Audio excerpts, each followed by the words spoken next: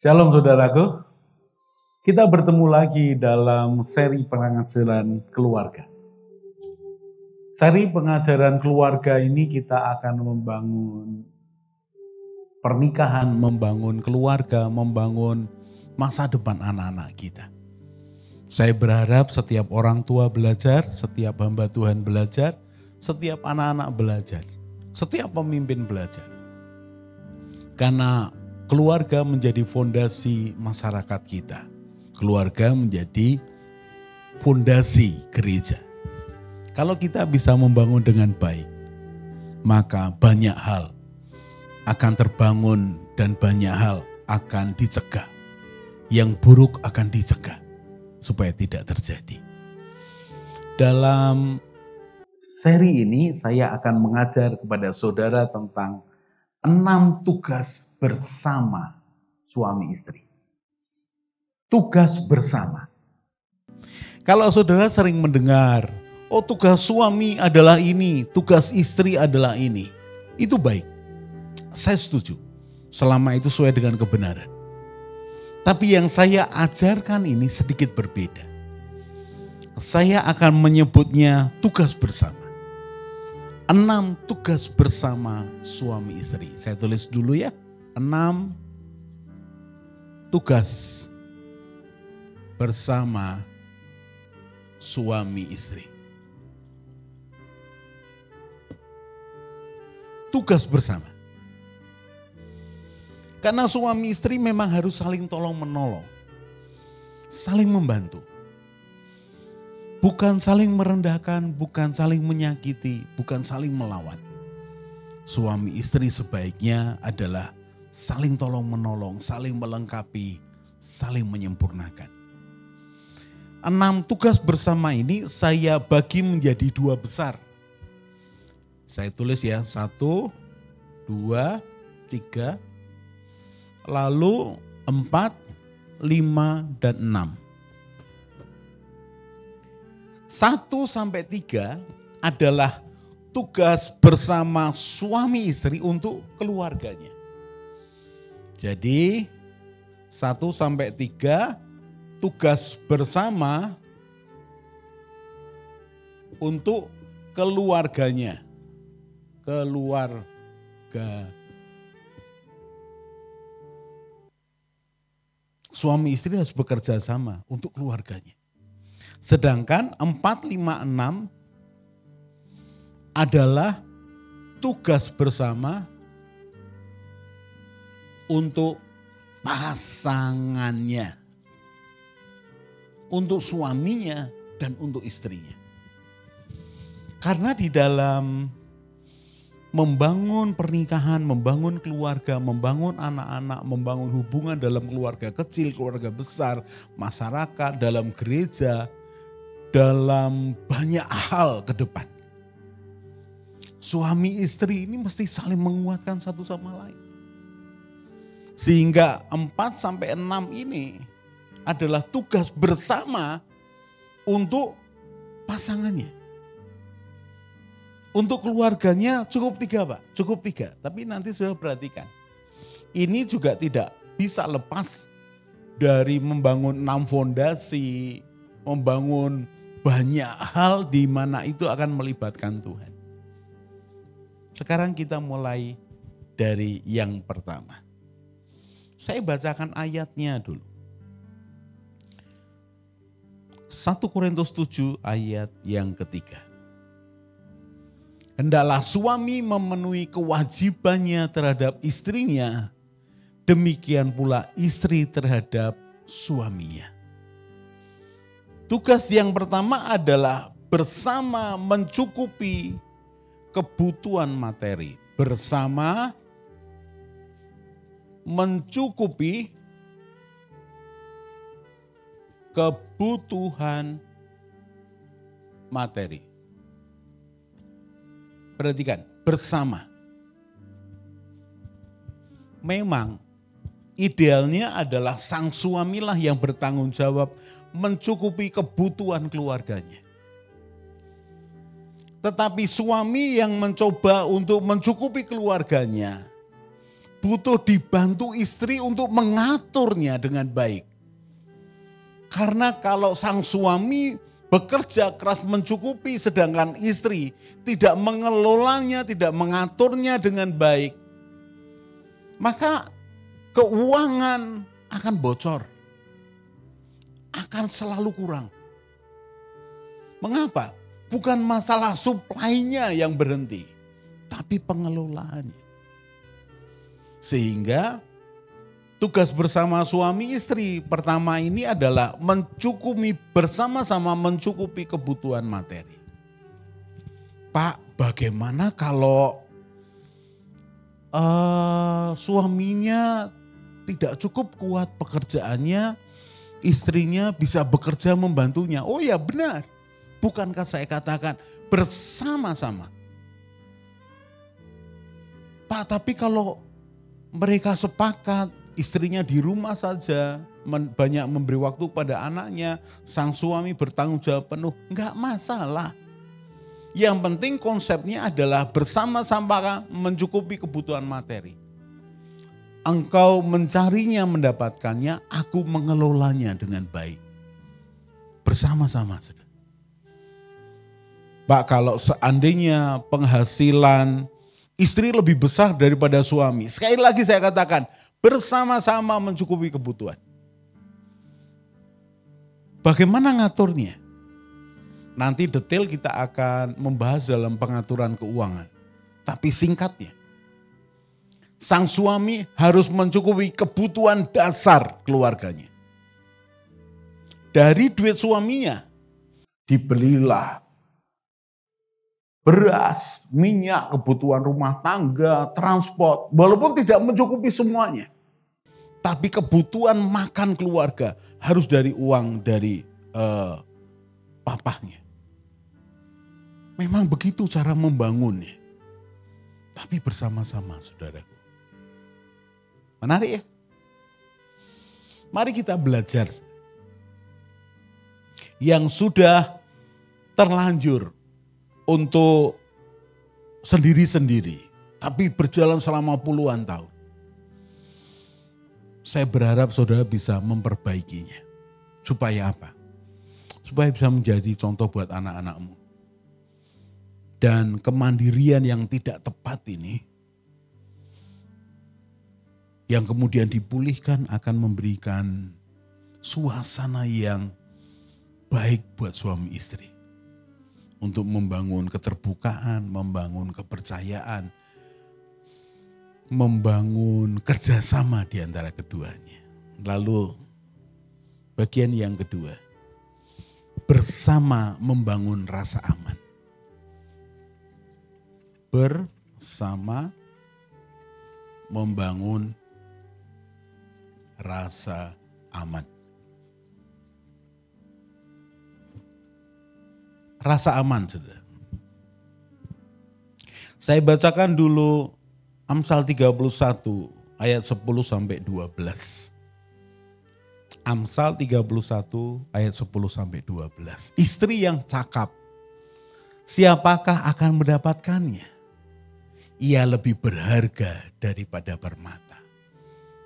Hati suaminya percaya kepadanya. Suaminya tidak akan kekurangan keuntungan. Ia berbuat baik kepada suaminya dan tidak berbuat jahat sepanjang umurnya. Amsal 31 ayat 10 sampai 12 ini adalah ekspresi dari seorang istri yang cakap. Yang digambarkan itu lebih berharga daripada permata, lebih berharga daripada uang. Mengapa? Karena dia dipercaya suaminya. Suaminya itu tidak kekurangan keuntungan. Artinya suaminya ini beruntung dapat support dari istrinya. Istrinya tidak berbuat jahat. Dia selalu baik. Dan ayat ini mendasari tugas bersama yang kedua. Bersama-sama membangun rasa aman. Rasa aman tentang apa? Apapun. Tentang masa depan, mari berdua sama-sama mencari Tuhan. beribadalah setiap minggu, ikutlah dalam pelayanan. Ambillah doa bersama dalam keluarga. Apa itu? Membangun, mencari Tuhan dalam keluarga, membangun rasa aman secara spiritual. Dan anak-anak yang melihat papa mamanya rukun, cari Tuhan sama-sama, anaknya juga merasa aman. Kalau toh ada benturan sedikit, mereka akan melihat orang tuanya bisa menyelesaikannya dengan baik. Suatu kali saya akan mengajar tentang bertengkar yang baik. Bertengkar itu ada kisi-kisinya loh. Supaya bertengkarmu itu ada pembelajaran, ada nilai, ada perubahan. Nah, bersama-sama membangun rasa aman itu bukan hanya spiritual, tapi juga pendidikan. Pendidikan kepada anak-anak. Bangunlah rasa aman. Berikan pengertian yang tepat ketika dia memasuki 6 tahun kedua dan memasuki 6 tahun ketiga. Umur SD dan umur SMP SMA. Anak merasa aman punya orang tua. Anak merasa aman dengan pendidikannya. Anak juga merasa aman dalam relasi hubungan. Dengan saudaranya, dengan orang tuanya, dengan keluarga besarnya. Ketika SD seringkali saya mengajarkan kepada anak-anak, ketika anak-anak saya SD maksud saya. Ketika mereka berselisih pendapat, berselisih paham, suara keras. Satu kalimat yang saya sering katakan, jangan begitu ya, kita ini keluarga loh, kita ini keluarga. Keluarga harus saling tolong menolong. Keluarga ini harus menerima kekurangan. Keluarga kita harus bisa backup anggota keluarga yang lain. Loh itu saya munculkan bukan hanya ketika mereka bertengkar. Suatu kali ketika kami makan bersama, kami bisa ngobrol panjang lebar dan memasukkan sedikit pengajaran. Ketika kami naik mobil bersama dengan anak-anak, ya waktu itu masih kecil. Di lampu merah saya bisa tunjukkan sekitarnya. Dan saya bisa mengajari tentang kehidupan kepada anak-anak.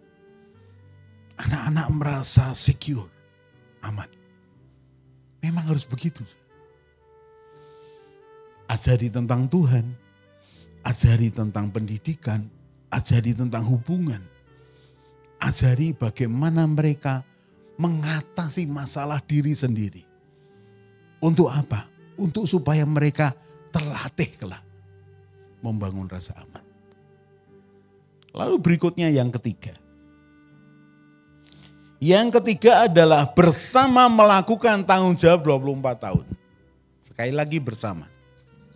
Bersama melakukan tanggung jawab 24 tahun. Tanggung jawab 24 tahun. Pak, panjang ya.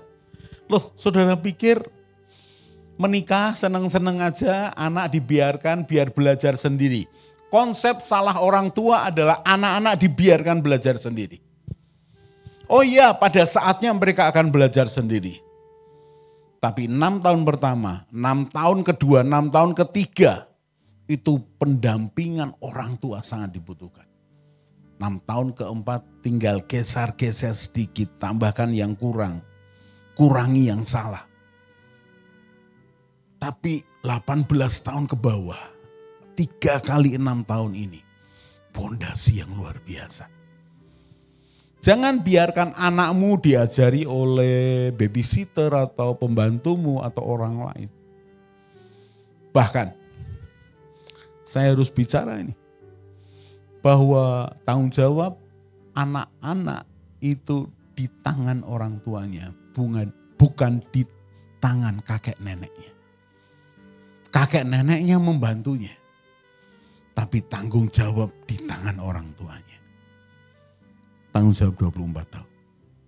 Bersama-sama.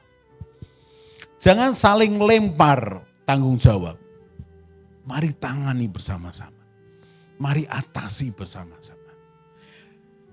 3 yang pertama ini adalah tugas bersama suami istri untuk keluarganya. Sekarang kita bergeser ke 3 yang berikutnya. Yang keempat. Yang keempat adalah saling memenuhi. Tadi bersama, kalau ini saling. Saling memenuhi kebutuhan. Saling memenuhi kebutuhan roh, jiwa, dan tubuh. Roh, jiwa, dan tubuh. Saling. Kita lihat ayatnya. 1 Petrus 3 ayat yang ke-7. 1 Petrus 3 ayat yang ke-7. Demikian juga kamu, hai suami-suami, hiduplah bijaksana dengan istrimu sebagai kaum yang lebih lemah. Hormatilah mereka sebagai teman pewaris dari kasih karunia, yaitu kehidupan. Supaya doamu jangan terhalang. 1 Petrus pasal yang ketiga yang ke-7. Suami, hiduplah bijaksana dengan istrimu sebagai kaum yang lebih lemah. Sebagai teman pewaris tahta kasih karunia, yaitu kehidupan. Hormati. Hormati. Itu kebutuhan apa, Pak? Itu kebutuhan rohani, spiritual. Saling dipenuhi. Suami istri memang harus saling tolong-menolong. Saling mendoakan. Saling mendengarkan. Kalau saya bicara saling mendengarkan, itu kebutuhan jiwa. Kebutuhan jiwa pasangan itu harus dipenuhi oleh pasangannya sendiri. Bukan orang lain, bukan pihak lain. Jiwa ini membutuhkan kebaikan, kelembutan, perhatian. Jadi tugas bersama yang keempat adalah saling memenuhi kebutuhan ini. Jangan biarkan dia mengatasi kesulitannya sendiri. Apa yang aku bisa bantu, Pak? Apa yang aku bisa bantu, Ma? Dan berikan kebaikan kepada pasanganmu. Jangan berbuat jahat. Nanti kita akan dalam salah satu episode kita akan belajar 3 hubungan suami istri. Wow, apa itu 3 hubungan suami istri? Sebagai kekasih, sebagai sahabat, sebagai sekutu. Itu saling memenuhi kebutuhan roh, jiwa, dan tubuh. Karena memang begitu. Suami istri saling. Dan itu dibangun begitu rupa. Indah, saudara. Saya tidak menyangkal akan ada perbedaan pandangan, perbedaan pendapat, salah bicara, salah mengerti, kesalahan yang disengaja atau tidak. Tapi justru di sanalah suami istri mestinya saling menerima, mengerti, mengampuni, dan tidak melakukan kesalahan lagi. Memang harus begitu, saudara. Itulah pernikahan yang direncanakan Tuhan. Yang kelima, saling melengkapi dan saling menolong. Ini kalau saudara ingat sama dengan membangun fondasi pernikahan. Saling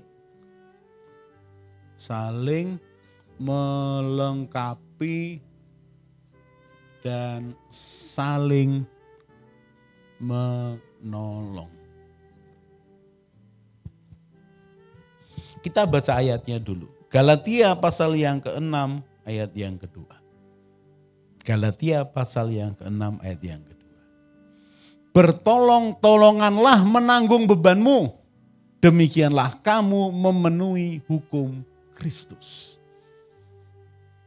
Bertolong-tolonganlah menanggung bebanmu.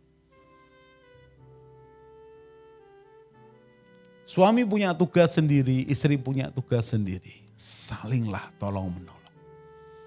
Untuk itulah kalian disatukan dalam wadah suami istri dalam keluarga. memang dibutuhkan obrolan yang banyak, telinga yang mendengar, hati yang mengerti. Dari waktu ke waktu memang itu harus dibangun, mau tidak mau. Karena ya kita ini dibangun menjadi satu tubuh, satu jiwa. Ada waktu untuk berbagi, ada waktu untuk mendengar. Tidak ada lagi hal yang egois yang dinomor satukan. Pak, kalau indah ya kalau seperti itu bisa terjadi. Iya. Tapi istri saya tidak seperti itu, suami saya tidak bisa seperti itu. Duduklah bicara berdua. Jangan saling menyalahkan. Carilah Tuhan, libatkan Tuhan. Libatkan akan gembalamu untuk konseling bersama. Maka akan berbeda hidupmu. Ketika engkau ibadah, mintalah pengajaran-pengajaran tentang keluarga, tentang membangun pernikahan, membangun anak-anak. Dan itu didengar oleh banyak pasangan suami istri. Maka mereka akan bisa saling melengkapi dan saling menolong. Lalu bagian yang keenam. Tugas bersama suami istri untuk pasangannya. Yang keenam adalah saling menyenangkan. Wow. Saling menyenangkan. Wow. Menyenangkan dalam hal apa? Dalam banyak hal. Efesus pasal yang kelima ayat 33. Efesus pasal yang kelima ayat 33. Bagaimanapun juga bagi kamu masing-masing berlaku. Kasihilah istrimu seperti dirimu sendiri. Dan istri hendaklah menghormati suaminya. Menghormati suaminya. Sebenarnya ini kebenaran firman Tuhan untuk menyalibkan daging suami dan menyalibkan daging istri. Suami itu kan kebanyakan egois, mau menangnya sendiri. Dan firman Tuhan katakan kasihlah istrimu seperti dirimu sendiri. Seperti dirimu sendiri. Sementara istri yang seringkali memandang rendah suami, menyepelekan suami. Firman Tuhan berkata apa? Hormati suamimu. Jadi dua-duanya menanggung beban. Melawan kehendak dagingnya untuk menuruti firman. Tapi saling menyenangkan. Di mana saling menyenangkannya, Pak? Saudara, dalam proses perjalanan kasihmu kepada pasanganmu, maka engkau akan belajar menyenangkan. Kalau dikatakan proses kesatuan satu jiwa, maka mau tidak mau engkau akan mengerti kebutuhan jiwa pasangan. Kebutuhan fisik pasangan. Ini bukan hanya bicara ketika membangun cinta di atas tempat tidur sucimu di rumah. Di mana engkau saling menyentuh, memeluk, mencium, menyenangkan. Bukan hanya itu. Karena itu seringkali meledak-ledak di tahun awal ketika engkau masih muda. Tapi ketika engkau sudah tambah umur. Di mana kekuatan fisikmu sudah mulai turun. Ingat.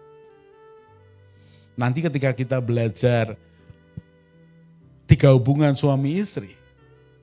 Keintiman dan kebersamaan itu dibangun bukan hanya fisik. Tapi lebih pada batin, pada emosi. Kebersamaan itu dibangun. Itu yang namanya saling menyenangkan. Persahabatan itu dibangun. Bukan ketika mendekati tua, sejak awal pernikahanmu, ketika melakukan tugasmu sebagai suami, sebagai istri, sebagai ayah, sebagai ibu, engkau bersama-sama saling menyenangkan. Tolonglah pasanganmu ketika dia repot. Saya senang kalau suami istri ya,